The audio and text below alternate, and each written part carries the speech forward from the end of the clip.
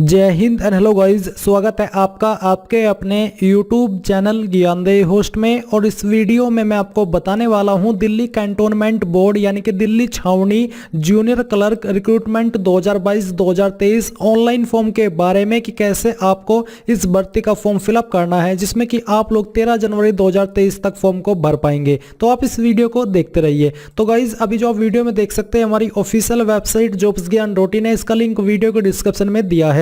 जैसे ही आप ये लिंक ओपन करेंगे आपके सामने इस रिक्रूटमेंट की जानकारी आ जाएगी, जहां पर आपको जानने को मिलेगा कि इसमें जूनियर क्लर्क के 12 पद निकाले गए हैं। एज आपकी 21 से 30 साल के बीच रखी गई है। एंड यहां पर आपकी जो कैटेगरी वाइज वैकेंसी है वो आप जानेंगे। और अप्लाई करने के लिए आपसे 12वीं पास की योग्यता एंड साथ ही टाइपिंग स्पीड मांगी है, जो कि अगर आप इंग्लिश की करेंगे तो आपकी स्पीड 35 वर्ड पर मिनट होनी चाहिए। हिंदी की करेंगे तो आपकी स्पीड 30 वर्ड पर मिनट होनी चाहिए।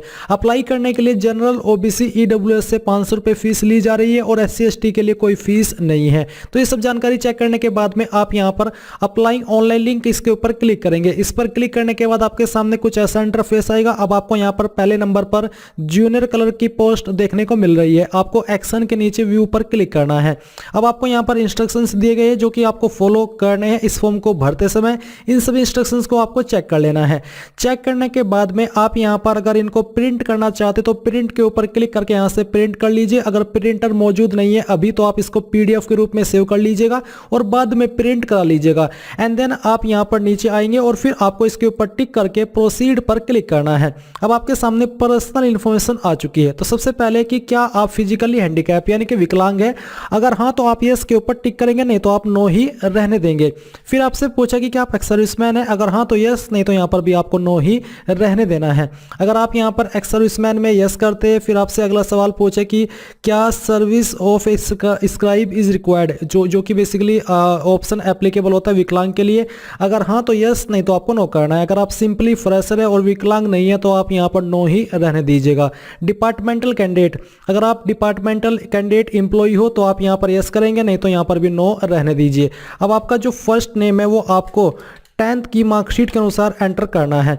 मिडिल नेम यहाँ पर डालना है और लास्ट नेम आपको यहाँ पर डाल देना है। अब कुछ कैंडिडेट का सवाल ये रहेगा कि सर मेरा जो लास्ट नेम है वो नहीं है, तो मैं यहाँ पर कैसे इस फॉर्म को भरूँ। तो मैं आपको बता दूं कि फर्स्ट नेम और लास्ट नेम फिल करना आवश्यक है। वेबसाइट की जो सेटिंग है उसके अकॉर्डिंग अगर आप यहाँ पर लास्ट नेम खाली छोड़ेंगे और आपका नहीं है लास्ट नेम तो प्रॉब्लम हो जाएगी। इसलिए आप यहाँ पर आपका अगर नाम एक ही है तो फर्स्ट नेम के अंदर मिस्टर और लास्ट नेम के अंदर आप जो आपका नाम है फर्स्ट वाला वो लिख देंगे। इसके बाद नेशनलिटी में आप इंडियन सिलेक्ट करेंगे।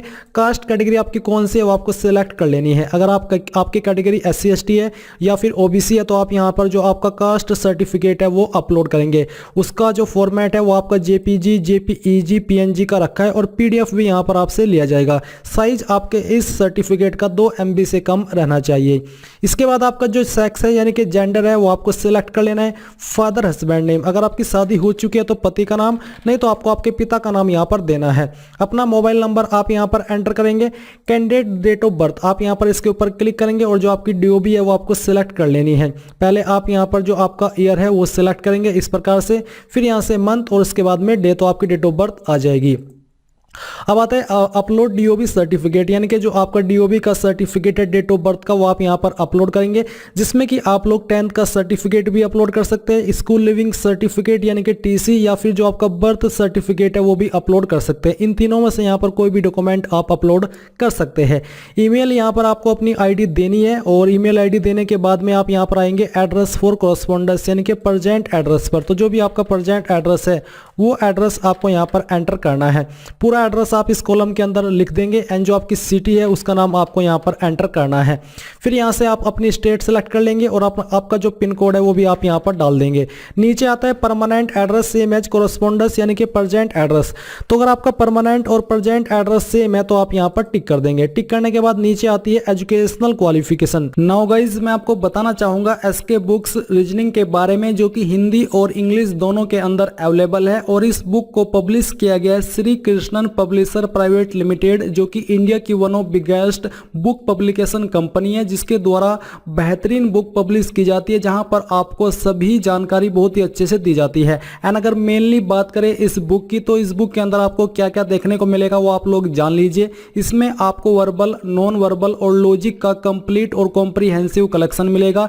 साथ ही आपको टॉपिक वाइज प्रत्येक पॉइंट का इजी एक्सप्लेनेशन भी इस बुक के अंदर मिलेगा। इसके अलावा based on new competitive exam pattern, यानी कि पूरे न्यू कॉम्पिटिटिव एग्जाम पैटर्न के साथ में ये बुक आपको मिलने वाली है। इसी के साथ with shortcut tricks and practice exercise, यानी कि शॉर्टकट ट्रिक्स भी इस बुक के अंदर होगी, प्रैक्टिस एक्सरसाइज भी इस बुक के अंदर होगी। तो ये एक आपकी बेस्ट बुक है आपकी रीजनिंग की प्रिपरेशन करने के लिए। चाहे आप किसी भी एग्जाम की रीजनिंग की प्रिपरेशन कर रहे हैं तो आप लोग इस बुक को परचेज कर सकते हैं। बाय करने का लिंक आपको वीडियो के डिस्क्रिप्शन में दिया है, चाहे हिंदी में बाय कर लीजिए या फिर इंग्लिश में, और कोई सवाल डाउट हो तो आप पूछ लीजिएगा। अब यहाँ पर गाइज आपको सबसे पहले अपनी 10th की इंफॉर्मेशन देनी होगी। तो क्वालिफिकेशन में आप यहाँ पर जो एंटर करेंगे वो आप यहाँ पर 10th एंटर कर देंगे। 10th एंटर करने के बाद नेम ऑफ इंस्टीट्यूशंस, यानी कि आपको आपके स्कूल कॉलेज का नाम देना है जहां से आपने आपकी ये जो 10वीं है वो की है। फिर आपको सब्जेक्ट के अंदर ऑल सब्जेक्ट लिख देना है 10th वाले सेक्शन में। फिर यहाँ पर आपको आपके बोर्ड का नाम बताना है कि किस बोर्ड से आपने आपकी 10वीं की है। पासिंग मंथ, कौन से महीने के अंदर आपने आपकी जो क्वालिफिकेशन है वो पास की है और किस साल के अंदर पास की है वो साल आप यहाँ पर लिख देंगे। फिर टोटल मार्क्स पॉइंट, यानी कि जो टोटल मार्क्स थे वो आपको क्या थे 10th के, वो आप यहाँ पर लिखेंगे। अगर आपके नंबर CGPA के अंदर है तो आप उनको यहाँ पर CGPA में ही भरेंगे, क्योंकि CGPA के लिए अलग से ऑप्शन दिया है। अब यहाँ पर जैसे कि मैंने टोटल मार्क्स एंटर किए, अब आपको जो नंबर उसमें से आए थे वो आप यहाँ पर एंटर करेंगे। एंड देन यहाँ पर गाइज आप अपनी तो CGPA भरे या फिर जो आपकी परसेंटेज बनती है आपके नंबर के अकॉर्डिंग वो आपको यहाँ पर लिख देनी है। एंड जो आपका 10th का सर्टिफिकेट है वो आप यहाँ पर चूज फाइल के ऊपर क्लिक करके जहां पर भी आपका सर्टिफिकेट है उसको अपलोड करेंगे। जैसे कि मैं इसको सिलेक्ट करता हूं, यहां से ओपन करता हूं। ओपन करने के बाद में ये जानकारी आपकी आ जाएगी। अब आप यहां पर ऐड मोर के ऊपर क्लिक करके यहां पर जो आपकी 12th की इंफॉर्मेशन है वो भी देंगे। कैसे? सेम तरीके से कि आप क्वालिफिकेशन में 12th लिखेंगे, नेम ऑफ इंस्टीट्यूट के अंदर आपको आपके स्कूल कॉलेज का नाम देना है, और अब यहां पर जो सब्जेक्ट का सेक्शन है इसमें आपको बताना है कि आपने आपकी 12वीं PCM, PCB, आर्ट्स, कॉमर्स किससे की है वो आप यहां पर लिख देंगे, क्योंकि ये मेन सब्जेक्ट रहते हैं। या फिर अगर आप चाहिए, मैं आपको विकल्प दे रहा हूं, दोनों में से कोई भी जानकारी भर सकते हैं, दोनों में प्रॉब्लम नहीं है। अगर आप बिल्कुल भी किसी भी तरह का एक रिस्क नहीं लेना चाहते तो आप यहां पर एक एक करके सभी सब्जेक्ट के नाम लिख सकते हैं जो भी आपके पास 12th के अंदर थे, उसमें भी कोई प्रॉब्लम नहीं है। या फिर जो आपके सब्जेक्ट है, साइड है आपकी PCM, PCB, आर्ट, कॉमर्स, वो भी आप लिख सकते हैं। अब आपको यहां पर आपके बोर्ड का नाम बताना है कि किस बोर्ड से की है। इसके बाद आपको बताना है कि किस महीने के अंदर आपने पास की है, किस साल के अंदर आपने आपकी 12वीं पास की है, कितने टोटल नंबर थे वो यहाँ पर आपको डालना है, उसमें से जो नंबर आपको आए थे वो यहाँ पर आपको डालना है, परसेंटेज आपको यहाँ पर लिख देनी है, और आपका 12th का सर्टिफिकेट भी आपको अपलोड कर देना है। अब अगर आपने ग्रेजुएशन भी की है या फिर कोई डिप्लोमा किया है तो आप यहाँ पर ऐड मोर के ऊपर क्लिक करके क्वालिफिकेशन में उस ग्रेजुएशन की क्वालिफिकेशन या फिर उस डिप्लोमा का नाम लिखेंगे। फिर इंस्टीट्यूट के अंदर आपको यहाँ पर बताना कि कहाँ से आपने आपका डिप्लोमा या फिर जो आपकी डिग्री है वो की है। सब्जेक्ट के अंदर आपको बताना है आपने किस डिसिप्लिन में या फिर किस सब्जेक्ट से आपकी ये क्वालिफिकेशन की है। बोर्ड की जगह पर आप आपकी यूनिवर्सिटी का नाम देंगे, जिस भी यूनिवर्सिटी से आपने आपका डिप्लोमा या फिर जो आपका ग्रेजुएशन है वो किया है।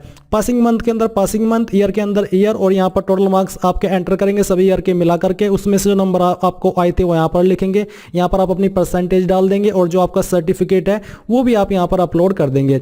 अब नीचे है कि वर्क एक्सपीरियंस, तो अगर आपके पास कोई एक्सपीरियंस है और आप देना चाहते तो दे सकते हैं, नहीं तो आप खाली छोड़ सकते हैं। बट अगर आप एक्सपीरियंस दे रहे हैं तो आप कहाँ पर क्या जानकारी भरेंगे वो आप देख लीजिए। पोस्ट हेल्ड पर आपको उस पोस्ट का नाम देना है जिस पोस्ट पर आपने काम किया है। नेम ऑफ एम्प्लॉयर के अंदर आपको उस ऑर्गेनाइजेशन या फिर उस कंपनी का नाम देना है या उस बंदे का नाम देना है जहां पर आपने काम किया है। नेचर ऑफ एम्प्लॉयमेंट, किस तरह का आप काम करते थे, जैसे कि रेगुलर या फिर कॉन्ट्रैक्चुअल, वो आपको यहां पर सेलेक्ट कर लेना है। कब आपने वर्क ज्वाइन किया था वो आप डेट सेलेक्ट कर लेंगे। कब आपने जॉब छोड़ी थी वो डेट सेलेक्ट करेंगे। टोटल ईयर आपके यहां पर आ जाएंगे या फिर आप खुद से एंटर कर दीजिएगा अगर नहीं आते हैं।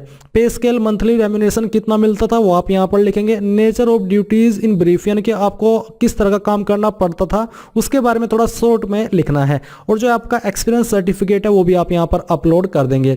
मैं आपको फिर से बता दूं कि एक्सपीरियंस कंपलसरी नहीं है। अगर आपके पास कोई एक्सपीरियंस नहीं है तो आप इसको खाली छोड़ दीजिए।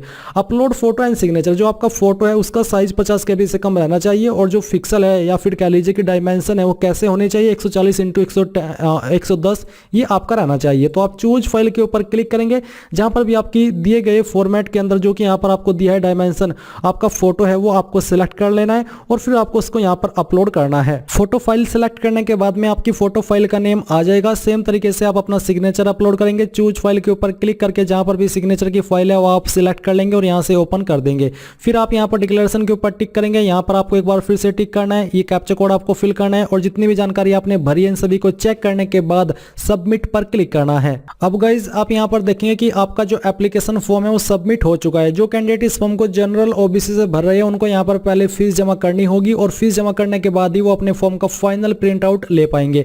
आप यहां पर प्रिंट एप्लीकेशन फॉर्म के ऊपर क्लिक करेंगे। जैसे आप अपना फॉर्म सबमिट कर दे एप्लीकेशन फीस के साथ में तो आपका एप्लीकेशन फॉर्म का प्रिंट आ चुका है।